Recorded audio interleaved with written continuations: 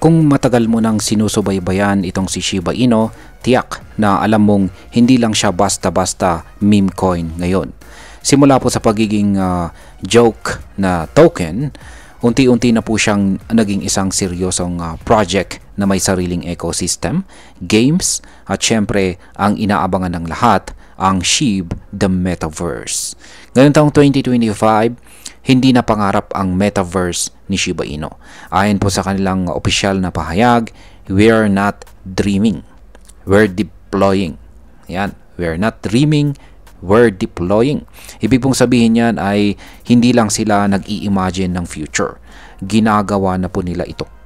At ngayon ay pag-uusapan po natin ng mas detalyado ang bagong update na ito na SHIB, the Metaverse. Kung ano pong mga pagbabago ang kanilang ginawa at higit po sa lahat ay ano ang epekto nito para sa atin bilang mga Pinoy crypto investors. Pero bago po tayo magpatuloy, ay pakibasa na lamang po muna ang disclaimer dito sa ibaba ng ating screen. Ayan, ano nga ba ang SHIB the Metaverse at bakit po ito mahalaga? Una po sa lahat, para sa mga bago pa lamang rito kay Shiba Inu, ang SHIB the Metaverse ay isa po itong virtual world kung saan ay pwedeng mag-explore, maglaro, at eventually ay kumita gamit ang mga digital assets. Isa po itong bahagi ng mas malawak na plano ng Shiba Inu ecosystem na magkaroon ng in-game economy at real-world use case. Nagsimula po ang early access ng metaverse nila noong December 2024 para sa mga gumagamit ng Windows PC at saka web browsers gaya ng Chrome. Pero ngayon, lalo pa nilang pinalawak at pinaganda ang experience sa pamamagitan po ng isang malawakang performance upgrade. Ayan. Ngayon ay ano po ang ginawa ng Shiba Inu team para mapa-improve ang metaverse? Ang update na ito ay hindi po basta simpleng visual enhancement lamang. Base po sa kanilang post sa X, dating Twitter po yan, ginawa nila ang upgrade sa tatlong pangunahing hubs ng SHIB, yung SHIB the Metaverse. At yan po ay ang Bark Park, Tech Trench, at saka ang SHIB Station. Ang pangunahing problema dati ay ang lag, crash at mabagal na loading. Kaya ang ginawa po ng developer team ni Shiba Inu ay bumalik po sa kanilang GPU drawing board para suriin kung saan po talaga nagkakaproblema ang sistema. Kaya yan, meron pong ilang mga technical solution na kanilang ginawa. Yan, una ay ang resizing. Yan, resizing ng texture assets. Yan, higit po sa 200 texture files ang pinalitan ang size mula po sa 512 by 512 naging 2048 by 2048 na. Mas malaki pero mas efficient dahil optimized na ito para sa tamang loading at saka rendering.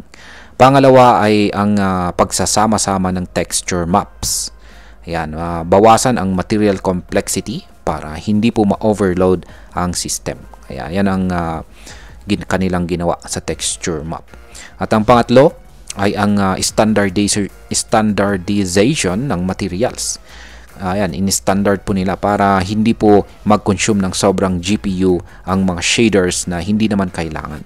At ang pang-apat ay nagsagawa po sila ng smarter MIP streaming. Ito ang technology na nag-a-assign ng high resolution textures kung saan lang talaga ito kailangan. Ibig pong sabihin ay hindi po nasasayang ang resources.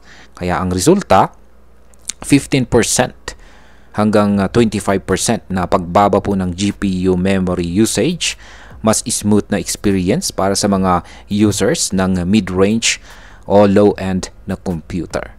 Kaya yan, maganda po yung naging result. Ngayon ay paano po ito nakakatulong sa mga users ng SHIB the Metaverse? Mas mabilis na po ang pagpasok sa mga hubs gaya po ng Bark Park at saka Tech Trench.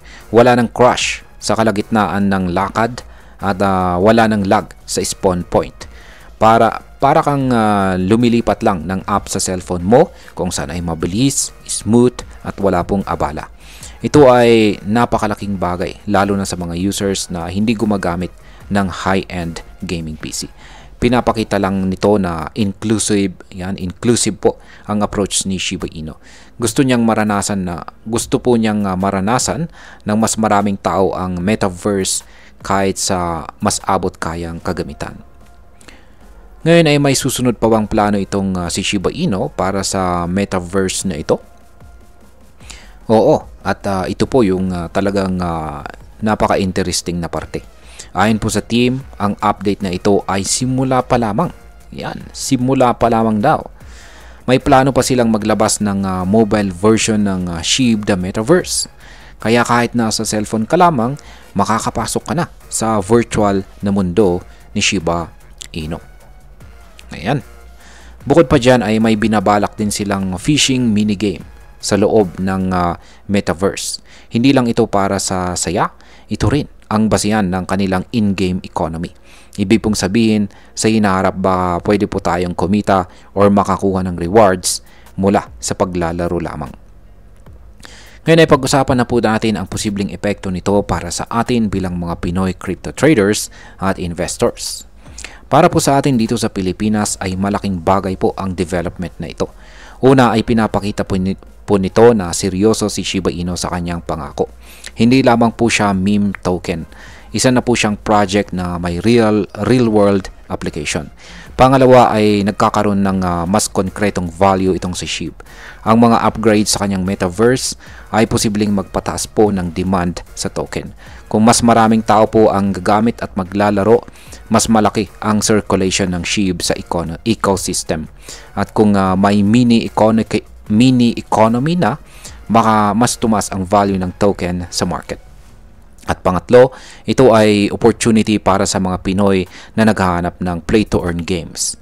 Kapag na-release na ang mobile version at minigames, mas marami pong kababayan natin na ang pwedeng sumali at magka-income kahit nasa bahay lamang. Yan, meron po akong napanood na isang balita noon na talagang dumarami po talagang Pinoy ang mahilig sa mga play-to-earn games. Yan, bilang panghuli, ang masasabi ko naman tungkol dito sa update na ito ni Shiba Inu ay para sa akin ay malinaw na patunay na hindi na naglalaro-laro itong si Shiba Inu. Hindi lamang po siya basta nagpapabanjing-banjing lamang. Tuluyan na po siyang nag-i-evolve mula sa pagiging meme coin patungo sa pagiging isang full-fledged metaverse project. Ang ganitong klase po ng innovation ay isang magandang halimbawa ng development-driven crypto project. Hindi lang hype, kundi may tunay na plano at aksyon. At kung ganito po ang direksyon ng project, malaki ang posibilidad na lumago pa lalo ang ecosystem ni Shiba Inu sa mga susunod na taon. At ayan, hanggang dito na lamang po tayo sa video na ito mga ka-crypto. Marami pong salamat sa panonood. Ingat po tayo lagi at God bless po sa ating lahat.